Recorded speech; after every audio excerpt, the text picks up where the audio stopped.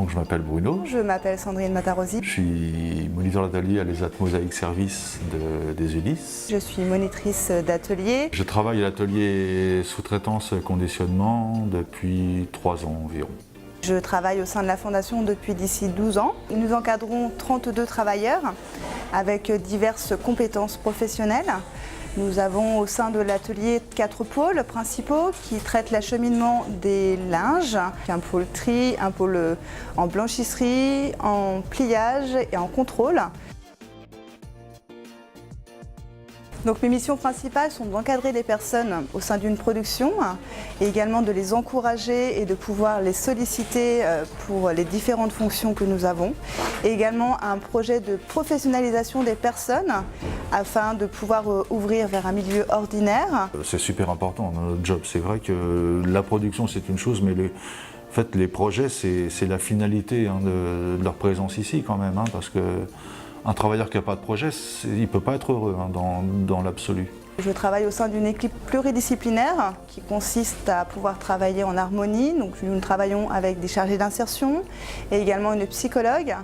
Et au niveau des chargés d'insertion, nous travaillons pour des éventuels stages en milieu ordinaire ou d'autres établissements. Quand on parle des mises à disposition, on sort de l'atelier, mais c'est utile aussi parce que la personne ne va plus prendre le même trajet pour aller travailler. Ça va lui apprendre un petit peu à utiliser autrement les transports. Et on a des gens ici qui sont mis à disposition toutes les semaines dans les entreprises du quartier là, et ils y vont avec délice. Et nous on a toujours des retours super. Le milieu ordinaire c'est marrant. Moi je ne connaissais pas cette expression avant quand je travaillais dans le milieu ordinaire. Sachant que peut-être qu'ici on est dans un milieu extraordinaire, je ne sais pas. Donc je participe à la professionnalisation des travailleurs par le biais de formations en interne et également de temps pédagogiques qui permettent aux travailleurs de se perfectionner et ainsi de progresser au sein de l'atelier. Les équipes sont dédiées sur les ateliers, c'est-à-dire que les personnes qui ont travaillé sur un atelier la veille ne travailleront pas forcément le lendemain sur le même atelier. Ça évite aux personnes de faire le même travail toute la semaine. Je suis une personne qui a pu accompagner des personnes auprès de différents et compétents afin de pouvoir mettre en valeur leurs compétences professionnelles, que ce soit en jury interne au sein de l'établissement ou en externe. Je trouve que c'est vraiment un dispositif très enrichissant autant pour le moniteur qui accompagne que pour les travailleurs. Ça permet de mettre en lumière un petit peu leurs compétences et par expérience, c'est vraiment quelque chose qui leur permet d'avancer et de prendre confiance en eux.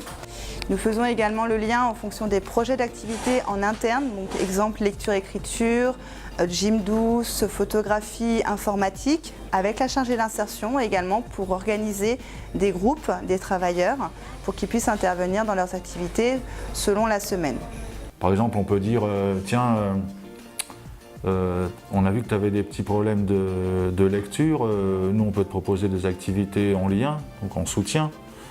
Comme ça, si jamais tu sais un peu mieux lire, tu pourras faire tel atelier. En fait, nous, on voudrait que dans l'atelier, ce soit une multitude de tâches que tout le monde pourrait faire et pourrait se passer des trucs, tiens, moi je vais faire ça, ou je peux aller là, ou les gens soient heureux dans l'atelier. Ils sont déjà heureux, mais encore plus optimiser ce sentiment de bonheur. Donc j'ai un cursus réellement complètement médico-social. Depuis la 3e, je sais un peu vers quel domaine je veux revendiquer également cette différence qu'il y a au sein de la société. Et donc pour cela, j'ai suivi un BEP carrière sanitaire et sociale ainsi qu'un bac pro sciences médico-sociales. Et ensuite, j'ai fini par une formation de moniteur éducateur afin de pouvoir me perfectionner et pouvoir également encadrer des personnes en situation de handicap. Donc en début de carrière, j'ai eu la chance de pouvoir travailler en foyer d'hébergement, au foyer L'Alliance. Et ensuite, j'ai voulu découvrir autre chose. Et donc du coup, j'ai demandé de faire un stage de découverte au sein de l'ESAT de Châtillon.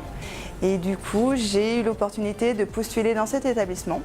Et ensuite, au bout de 5 ans, j'ai eu l'envie de changer parce que je suis quelqu'un qui aime la diversité. Et donc c'est pour ça que j'ai postulé au sein de l'atelier blanchisserie de l'ESAT Mosaïque Service. Et voilà où j'en suis aujourd'hui et j'en suis très contente. Et cela fait 6 mois que je travaille ici. Je suis issu d'une reconversion professionnelle. J'ai travaillé une vingtaine d'années dans l'industrie métallurgique. Et suite à un accident de travail, je me suis reconverti dans l'immobilier où j'ai œuvré pendant 6 ans. Le fait d'avoir travaillé dans l'industrie Ça m'a permis d'acquérir quand même des bonnes compétences en logistique, en manipulation de palettes, enfin des travaux liés à un atelier. Ça m'a été très utile.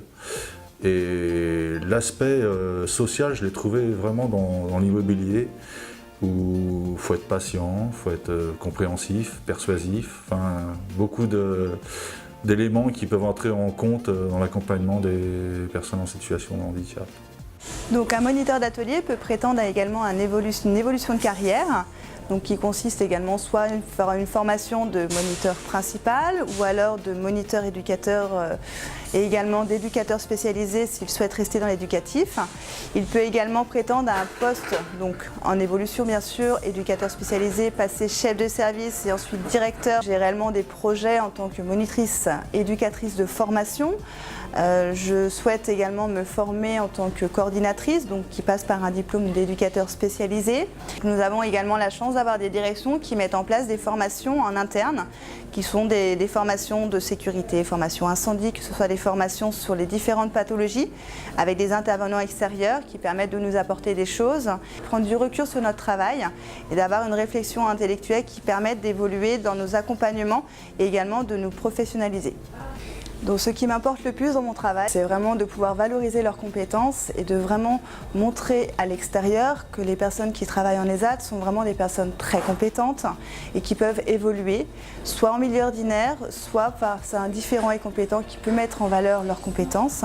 Depuis que j'ai mon diplôme de moniteur éducateur, je travaille au sein de la Fondation et j'adhère vraiment en fait à leur façon de voir, à leur façon d'accompagner, à leur façon de valoriser.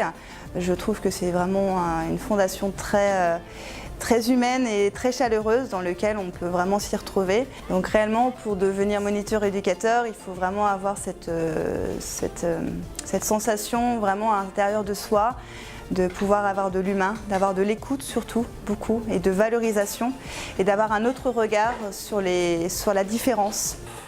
Et je pense que c'est une vocation. On apprend. Moi j'ai évolué en 4 ans plus qu'en 10 ans dans la métallurgie, quoi. Dans l'atelier, on les connaît par cœur, donc après c'est une grande famille en fait.